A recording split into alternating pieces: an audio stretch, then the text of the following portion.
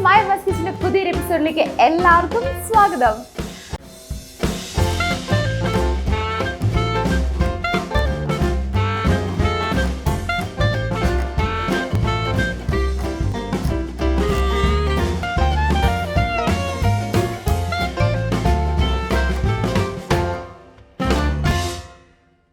അപ്പം ഞങ്ങളുടെ കഴിഞ്ഞ വീഡിയോ കണ്ടിട്ടുള്ളവർക്കറിയാം, ഞങ്ങൾ മധുചേട്ടൻ്റെ സീ ഫുഡ് റെസ്റ്റോറൻറ്റിൽ പോയിട്ട് എക്സ്പ്ലോർ ചെയ്തു. ശരിക്കും അടിപൊളി ചെമ്മീനും നെമ്മീനും കൊഴുവ വറുത്തതും ഒക്കെ കഴിച്ച് അടിപൊളിയായിരുന്നു. ആ വ്ലോഗ് കാണാത്തവർക്ക് വേണ്ടി അല്ലെങ്കിൽ ഡിസ്ക്രിപ്ഷനിൽ കൊടുക്കുന്നതായിരിക്കും. എല്ലാവരും ഒന്ന് കണ്ട് ലൈക്ക് ചെയ്തേക്കണേ.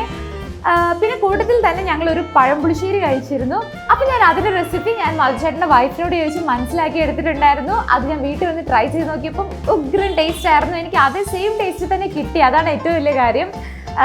പഴവും തൈരും മാത്രം മതി, വളരെ സിമ്പിളായിട്ട് തന്നെ നമുക്ക് ഉണ്ടാക്കാൻ പറ്റും. പിന്നെ കുറച്ച് ഇൻഗ്രീഡിയൻസും കൂടി.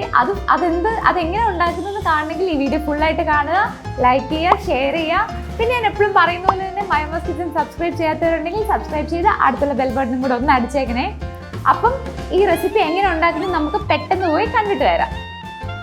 അപ്പോൾ പഴംപുളിശ്ശേരി ഉണ്ടാക്കാൻ വേണ്ടി ഞാൻ എടുത്തിരിക്കുന്നത് ഒരു ഏത്തയ്ക്ക, കുറച്ച് തേങ്ങ ചിരവിയത്, കുറച്ച് ജീരകം, 2 വെളുത്തുള്ളിയും കുറച്ച് കാന്താരിമുളകുമാണ്. പിന്നെ നമ്മുടെ മെയിൻ ഇൻഗ്രീഡിയൻ്റ് ആയ തൈരും എടുത്തിട്ടുണ്ട്.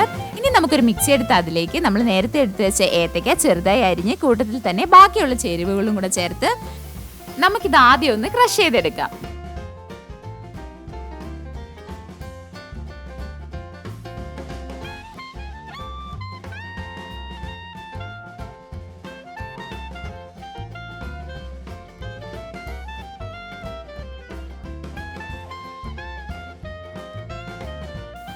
അപ്പോൾ ഏകദേശം ഇതിവിടെ ക്രഷ് ആയിട്ടുണ്ട്. ഇനി നമുക്ക് ഇതിലേക്ക് ആവശ്യത്തിന് ഉപ്പും ഒരു നുള്ളു പഞ്ചസാരയും ആവശ്യത്തിന് വെള്ളവും കൂടെ ഒഴിച്ച് നല്ല പേസ്റ്റ് പോലെ നമുക്ക് അരച്ചെടുക്കാം.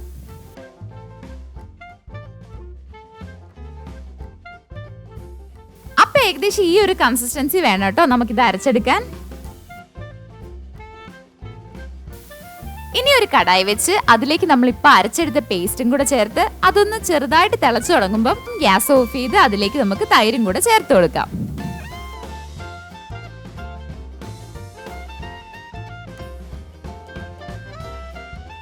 ഇനി ഇതിലേക്ക് ആവശ്യത്തിന് ഉപ്പും കൂടെ ചേർത്ത് നല്ലപോലെ ഒന്ന് മിക്സ് ചെയ്തതിന് ശേഷം നമുക്കിതൊരു പാത്രത്തിലേക്ക് മാറ്റി വെക്കാം.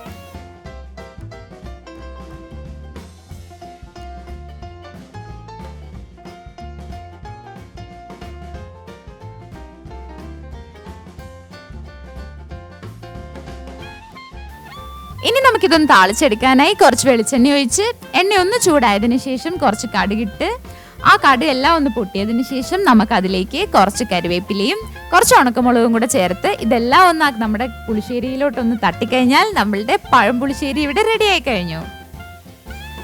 അപ്പോൾ ഈ റെസിപ്പി ഷെയർ ചെയ്തെന്ന് മധുചേട്ടൻ്റെ വൈഫിന് ഒരുപാട് താങ്ക്സ് ഉണ്ട് കേട്ടോ. ഇത് ഉഗ്രൻ ടേസ്റ്റ് ആണ്. ചോറും ശരിക്കും ഒരുപാട് കറികളൊന്നും വേണ്ട, മീൻ വറുത്തതും ഇതും നല്ല കോംബോ ആണ്, അടിപൊളി ടേസ്റ്റ് ആണ്. അപ്പോൾ ഈ കുഞ്ഞു റെസിപ്പി എല്ലാവരും വീട്ടിൽ ട്രൈ ചെയ്ത് നോക്കുക. ഇത് എല്ലാവർക്കും ഉറപ്പായിട്ട് ഇഷ്ടപ്പെടും.